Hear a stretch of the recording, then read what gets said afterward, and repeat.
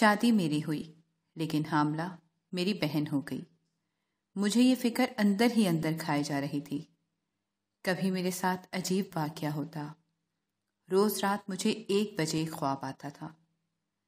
آج بھی رات 1 بجے چیخ سے میری آنکھ کھل گئی۔ یہ میرے ساتھ کئی مہینوں سے ہو رہا تھا۔ میں جب بھی سونے کی کوشش کرتی تو رات 1 بجے کسی کی چیخوں کی آواز میرے کانوں میں آتی، جیسے کوئی بچی رو رہی ہے، لیکن جو ہی میں اٹھ کر ادھر ادھر دیکھتی تو کوئی نہ ہوتا۔ تنگ آ کر میں اپنی چھوٹی بہن کے کمرے میں آ گئی، جو خواب و خرگوش کے مزے لوٹ رہی تھی۔ میں نے اسے آ کر جگایا اور اپنی پریشانی بتائی تو وہ مجھے گھور کر پھر سو گئی۔ مرتے کیا نہ کرتے، میں بھی اس کے پاس سو گئی۔ میرا نام ساحرہ ہے، میری عمر 21 سال ہے۔ ہم 2 بہنیں اور 1 بھائی ہے۔ میری ماں گھریلو خاتون ہے جبکہ باپ کسی کی گاڑی چلاتا ہے۔ زندگی اپنے معمول پہ گزر رہی تھی۔ چھوٹی بہن پڑھتی تھی، اس کی عمر 19 سال تھی۔ ہم دونوں ایک دوسرے سے بہت محبت کرتی تھی۔ بھائی ہم سے بڑا تھا، ہم اس سے بھی خوب لڑتی اور ناز نخرے اٹھواتی۔ کبھی کبھی مجھے اپنے باپ کا رویہ ششدر کر دیتا۔ وہ مجھ سے ایسے ہم کلام ہوتے جیسے میں ان کی سگی اولاد نہیں ہوں۔ ماں بھی تب مجھ سے نظریں پھیر لیتی۔ میں اپنے کمرے میں آ کے رونے کا شغل پورا کرتی تو ماہین فٹ سے میرے کمرے میں آ کر مجھے گلے لگا لیتی۔ جہاں میں کبھی کبھار خود کو تنہا محسوس کرتی تھی، وہیں عمار اور ماہین مجھ سے گپیں ہانکتے اور میں سب کچھ بھول جاتی۔ اماں ہر وقت اب بھائی کی شادی کی بات کرتی رہتی۔ ماہین نے تو عمار کی شادی کے لیے بہت تیاریاں کر رکھی تھیں۔ ہم دونوں آنے والی بھابھی کا سوچ کر دل ہی دل میں خوش ہو جاتی۔ صبح جب میری آنکھ کھلی تو اماں کہیں جانے کی تیاری کر رہی تھی۔ وجہ پوچھنے پر انہوں نے بتایا کہ میں کسی رشتہ دار کی لڑکی دیکھنے جا رہی ہوں۔ یہی تو شادی بیاہ کی عمر ہوتی ہے۔ عمار کو اپنی فکر تو بالکل بھی نہیں ہے۔ تم پیچھے سے صفائی کر کے ابا کو کھانا دے دینا۔ میں نے ان کی بات پر سر ہلایا اور دروازہ بند کر کے اندر آ گئی اور برگد کے درخت کے نیچے بیٹھ کر اپنے خواب کے متعلق سوچنے لگی۔ ایسا کیا ہے جو یہ خواب مسلسل میرے تعاقب میں ہے؟ میں اپنی سوچ کے جنگل میں نہ جانے کتنی دیر بھٹکتی رہتی کہ اچانک ابا کی کرخت آواز میرے کانوں سے ٹکرائی۔ میں نے فوراً اٹھ کر دوپٹہ درست کیا، ابا کو چائے بنا کر دی، گھر کا کام کاج نمٹایا اور سلائی مشین رکھ کر ماہین کا سوٹ سینے لگ گئی۔ اماں واپسی پہ شدید پریشان تھیں۔ میں نے اماں سے استفسار کیا تو وہ رو پڑی کہ وہ عمار سے رشتہ نہیں کرنا چاہتے۔ مزید میں نے کچھ بھی پوچھنے سے گریز کیا، کیونکہ میں جانتی تھی کہ ہم لوگ غریب ہیں۔ جو بھی رشتہ آتا تھا وہ جہیز کی بھاری ڈیمانڈ کرتے۔ جب ہم ان کی شرط ماننے سے انکار کر دیتے تو وہ فوراً اٹھ کر چلے جاتے۔ میں اور ماہین شکل و صورت کی اچھی تھی، لیکن پھر بھی دولت کی آڑ میں جو بھی ہمیں دیکھنے آتا ہماری غربت کو حقارت کی نظروں سے دیکھتا۔ ماہین آج کل چپ چپ رہتی تھی، نہ جانے وہ ہر وقت کہاں کھوئی رہتی۔ میں جب بھی ماہین سے پوچھتی تو وہ مجھ سے لپٹ کر رونے لگ جاتی۔ گھر کی فکر مجھے دن بدن کھائے جا رہی تھی۔ میرے ہاتھ میں ایک ہی ہنر تھا، سلائی کڑھائی کر کے کچھ پیسے آتے تو گھر کا راشن آ جاتا تھا۔ عمار بھی ملازمت ڈھونڈ رہا تھا۔ دن بھر کی خجل خواری کے بعد رات کو خالی ہاتھ گھر لوٹ آتا۔ میں اور عمار روز برگد کے درخت کے نیچے بیٹھ کر باتیں کرتے۔ میں اسے تسلی دیتی کہ فکر نہیں کرو، سب کچھ ٹھیک ہو جائے گا۔ وہ ایک ٹھنڈی آہ بھر کر خاموش ہو جاتا۔ میں اٹھ کر برآمدے میں آ گئی تاکہ سو سکوں۔ رات 1 بجے پھر وہی خواب، ایک بچی رو رہی ہے اور اسے کوئی اندھیرے میں لے جا رہا ہے۔ اس کی چیخوں کی آواز دور دور تک سنائی دے رہی تھی۔ میں ہانپتی ہوئی اٹھ کر بیٹھ گئی اور ارد گرد دیکھنے لگی، لیکن ہمیشہ کی طرح آج بھی کچھ نہیں تھا۔ صبح معمول پر اٹھ کر گھر کا کام کاج کیا۔ آج شہر سے کچھ لوگ گھر آئے تھے۔ اچانک ان کی آمد دیکھ کر اماں اور میں حیران رہ گئے، کیونکہ وہ اپنے حلیے سے بہت امیر قبیل لگ رہے تھے۔ अम्मा ने इन्हें कच्चे सहन में चारपाई पे बिठाया और सवालिया नजरों से इनकी जानिब मबसूल हुई तो उन्होंने आने का जवाब पेश किया कि वो रिश्ते के लिए आए हैं। वो मेरे लिए अपने लड़के का रिश्ता लाए हैं। अम्मा ने इनको अपनी गरीबी का बताया कि हम बहुत गरीब हैं, इतने ऊंचे घर लड़की नहीं भी आ सकते। उधेड़ उम्र की खातून ने अम्मा से कहा कि हमें आपसे कुछ नहीं चाहिए, अल्लाह का दिया सब कुछ है, बस हमारी एक शर्त है, अगर वो आप मान लें तो हम आज ही मंगनी कर देते हैं। अम्मा ने शर्त पूछी तो उन्होंने ऐसी शर्त रखी जिसे सुनकर बाहर से आते अम्मार की भी गुस्से से रगें तन गईं। अम्मा बिफरे शेर की मानिंद उठी और कहने लगी, बहन जी आप ये कैसी बातें कर रही हैं? भला सायरा का निकाह तो हम कर देंगे, लेकिन ये क्या बात है कि हर मंगल के मंगल हमारी छोटी बेटी माहिन आपके बेटे के साथ रहेगी। वो खातून ने बस करके सर हिलाया और उठ पड़ी कि हम आपके जवाब का इंतजार करेंगे, वरना आपकी मर्जी।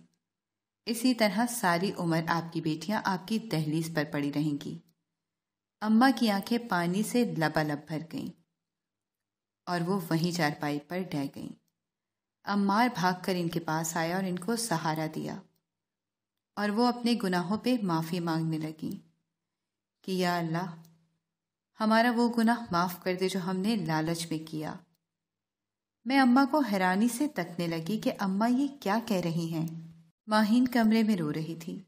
घर के हालात मेरी समझ से बालातर हो रहे थे। माहिन दिन ब दिन दाखिल होती जा रही थी। वजह पूछती तो कह देती आपी हमें माफ़ कर दो। अम्मार भी मुझसे अब नजरें चुराने लगा था। मैं रात को बरगद के नीचे बैठकर सब कड़ियां आपस में मिलाने लगी कि आखिर अम्मा से ऐसा कौन सा गुनाह हुआ है। माहिन हर वक्त अब क्यों रोती है, मुझसे माफ़ी क्यों मांगती है। अम्मार भी मुझसे बात नहीं करता। यूं ही वक्त गुजरता रहा और 6 माह बाद वही खातून और साथ एक लड़का आया। उन्होंने शर्त दोहराई। मुझे न जाने वो लड़का पहली नज़र में ही अपना लगा। मेरा दिल क्या कि मैं इससे बात करूं, लेकिन हया के हाथों मजबूर थी। माहिन फौरन बाहर आई और कहने लगी, मुझे ये शर्त मंजूर है, मैं हर मंगल को आपके बेटे के साथ रहूंगी। अम्मार ने कुछ बोलने के लिए लब खोले तो फौरन माहिन ने बात काट दी और मंगनी की रस्म का कहने लगी। लड़के की माँ ने मुझे गले लगा लिया और मुझसे लिपट कर रोने लगी। सब इनकी इस हरकत पर हैरान थे। फिर उन्होंने कुछ पैसे मुझे दिए, माथा चूमकर उठ गईं। रात को अब्बा को जब ये बात पता चली तो घर में एक तूफान बर्पा हो गया। माहिन को अब्बा ने थप्पड़ मारा, लेकिन वो अपनी बात से टस से मस न हुई। मैंने माहिन को पकड़कर चुप करवाया। घर के माहौल में तनाव पैदा हो चुका था। अम्मा रोज रोती और अब्बा से कहती कि ये सब हमारे इस गुनाह का नतीजा है। मैं अम्मार के कमरे में जाती तो वो उठकर बाहर आ जाता और मुझे कहता, साहिरा मेरे कमरे में अकेली ना आया करो। अम्मार ये तुम क्या कह रहे हो, मैं तुम्हारी बहन हूँ। तो अम्मार मुझे दरश्तगी से डांट देता और कहता, मुझे भाई मत बोला करो, मैं तुम्हारा भाई नहीं हूँ। माहिन घंटों घर से बाहर रहती। वजह पूछने पर कहती दोस्त के घर थी। अब्बा माहिन से बातचीत करना बंद कर चुके थे। अम्मा माहिन को समझाती कि बेटी तुम ये क्या कर रही हो, तो माहिन कहती आपकी गलती का अजाला। तंग आकर मैंने अम्मा से पूछा कि अम्मा ये क्या माजरा है, किसकी गलती की माहिन बात कर रही थी। तो अम्मा मुझे घूरती और कहती ये सब तेरी वजह से हुआ है, तू करम जली, ना हमारे घर आती ना ये सब होता। मैं दौड़कर बरामदे में आकर रोने लगी और अपनी गलती ढूंढने लगी। ऐसा क्या हुआ है जो अम्मा मुझे ये सब कहती हैं। घर में अब शादी की छोटी मोटी तैयारियां शुरू हो चुकी थी। माहिन अब मुझसे बातचीत करना तर्क कर चुकी थी। मैं पास बैठती तो वो उठकर चली जाती। मैं बरगद के दरख्त के नीचे बैठकर आने वाली जिंदगी का सोचती। आज कितने महीनों बाद वो ख्वाब मुझे दोबारा याद आया था। मैं तो इसे मुकम्मल तौर पर फरामोश कर चुकी थी। पता नहीं वो कौन बच्ची है जो रोती चीखती है। اگلے دن وہ خاتون شادی کی تاریخ رکھنے آ گئیں۔ اگلے جمعے کو مغرب کے بعد میرا نکاح طے ہونا پایا۔ میں بت بنی خاموش اپنی آنے والی زندگی کے متعلق سوچتی تو کبھی اماں ابا کی جلی کٹی باتیں سوچتی۔ دن تھے کہ پر لگا کر اڑ گئے۔ ماہین روز مجھے بازار لے کر جاتی اور میری چیزیں خریدنے کے بجائے اپنے لیے نئے نئے جوڑے خریدتی۔ ایک آدھ جوڑا اس نے مجھے بھی دلا دیا۔ میں سوچتی رہ جاتی کہ ماہین سے پوچھوں تمہارے پاس اتنے پیسے کہاں سے آئے ہیں؟ مجھے عمار کی فکر تھی، وہ کتنے دنوں سے گھر سے غائب تھا۔ میں نے جو پیسے سلائی کے جوڑ رکھے تھے وہ اس سے عمار کے لیے 2 سوٹ خریدے۔ آخرکار جمعے کا دن بھی آ گیا۔ ماہین مجھے کمرے میں لے گئی۔ اچانک مجھے اپنا سر بھاری محسوس ہوا اور میں وہیں گر پڑی۔ کچھ دیر بعد مجھے ہوش آیا تو ماہین میرے پاس بیٹھی تھی۔ اس نے مجھے کہا نکاح ہو چکا ہے، اب رخصتی ہے۔ میں کچھ بھی بولنے سے قاصر تھی۔ میں نے آنکھوں میں آنے والے پانی کو اندر دھکیلا اور اٹھ کر بیٹھ گئی۔ اتنی دیر میں رخصتی کا شور اٹھا اور میں رخصت ہو کر بابر کے ساتھ آ گئی۔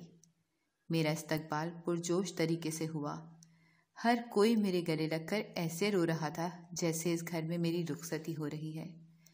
میں سب کے رویے پہ حیران تھی۔ وہ ڈھیڑ عمر عورت میرے گلے لگی اور اونچی اونچی آواز میں رونے لگی۔ بابر نے میرے سر پہ ہاتھ رکھا۔ مجھے سمجھ نہیں آ رہا تھا کہ میرے سسرال والے اور یہ سب کیا ہو رہا ہے۔